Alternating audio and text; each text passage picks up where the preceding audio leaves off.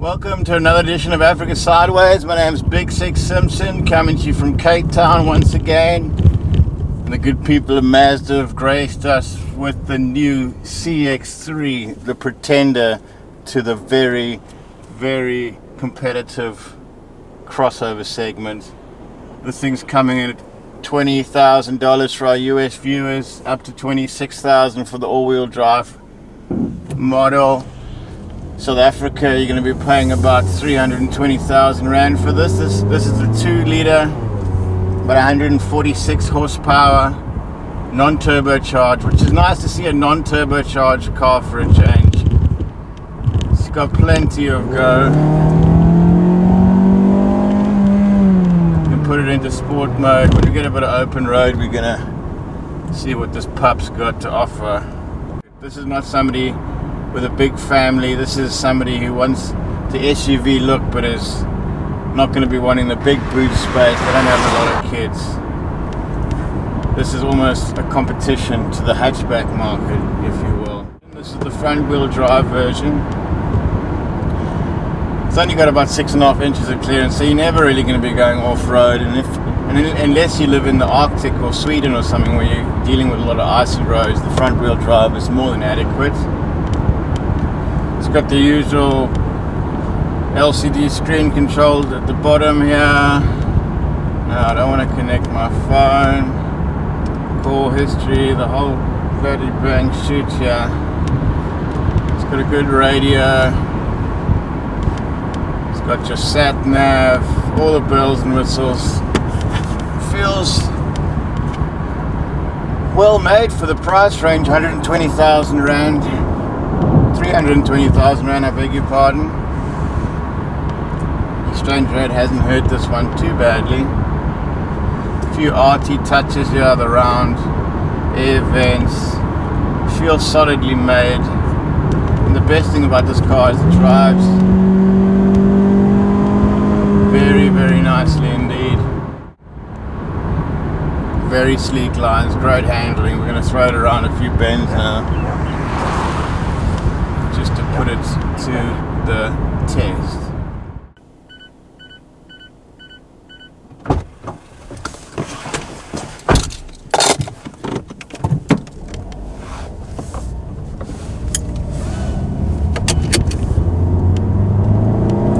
Okay, let's put it into sport mode and see what the handling's like. Revs very nice and highly.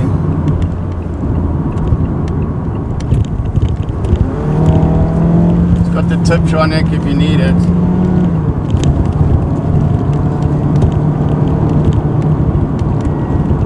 Handles with aplomb. Mazda are well known for their top-notch engines. MX-5, the rotary engine, the whole lot. You got a long history of bangingness. It's 120. Flip it into the corner now. Holding nice and still down the straightaway. That's 120.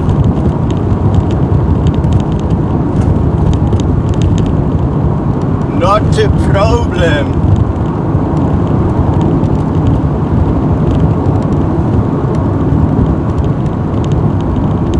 This is what you get with these crossovers. Much better handling. This feels like a sports car, to be honest. It's got the same engine as the MX-5, which we're getting next week, ladies and gentlemen.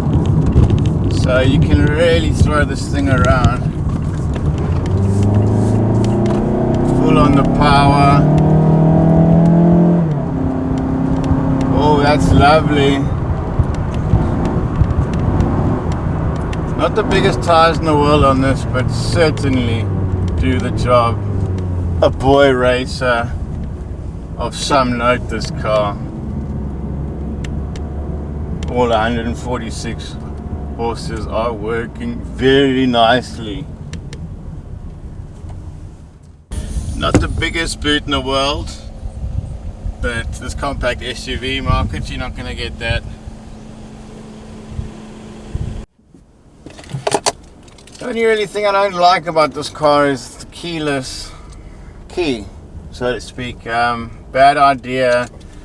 one more thing to break down, and you don't know where to put the thing. At least with a key, you put it in there, you know where it is. And these to replace are awfully expensive, and this is really where the car companies make their money. It's not at the point of sale. It's very tight at the margins at that point, but once you've got somebody who's bought the car, you got them hooked in, then you can start charging them on maintenance. I mean, they got to make money, but I don't think you should be making things that are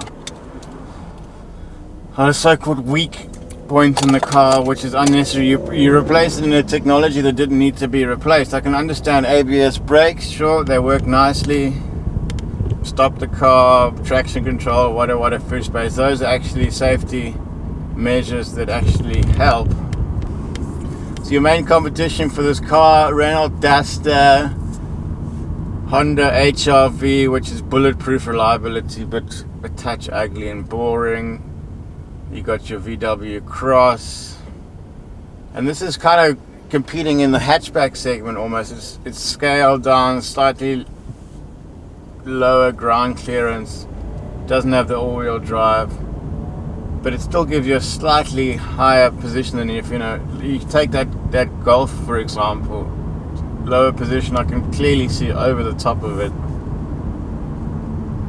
so it's appealing to a upwardly mobile female market largely. Guys will also find this attractive. It's got plenty of power. It's well made. Probably smaller guys. I'm 6 foot 100 kilo, and it's a little bit cramped in here, but it's not really designed for me. The Nissan Patrol is designed for me, but I still like this. Fairly priced, good after sales, and the Japanese cars are generally very reliable. Sky Active technology, you got your compass, you got your GPS, you got all the bells and whistles here. You can hook up your phone, entertainment. We like a bit of entertainment. Let's see what's on the radio. Magic AM, baby, 828, Cape Town's latest radio station. Check it out. The big man Tony Sanderson doing the business. Don't expect to get a lot of stuff in here. A trip to the shops once a week will pretty much do it. For long distance trips, in terms of pure driving, great on the open road with the power, but I have found you get a little bit of wind noise at over 140, so it's not going to be the quietest long distance traveler, but it's definitely got the power for it. But it's really designed for the city, to be quite honest. If you want to go on the open road, get yourself a CX5, which we reviewed recently. Took it up the west coast. To look out for that review online, only on Africa Sideways YouTube channel. Big up the tube.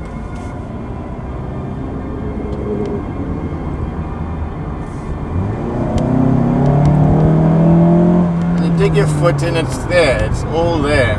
Power on demand. There's no turbo lag here. The power's there when you need it. I think turbos are overrated. A little 1.4 lawnmower engine with a turbo, and then you think you're going to get the same result with something like this. Garbage, mate, garbage.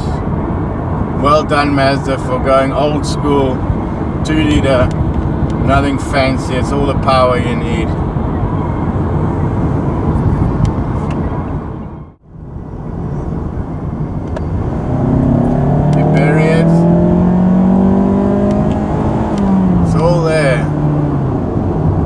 Very nice power to weight distribution. That's always, Mazda's always been known for making lightish cars, you know. Americans ain't gonna like this. They like the big V8 5.7 in your banger, but this ain't made for you, son. This ain't made for you. So shut up.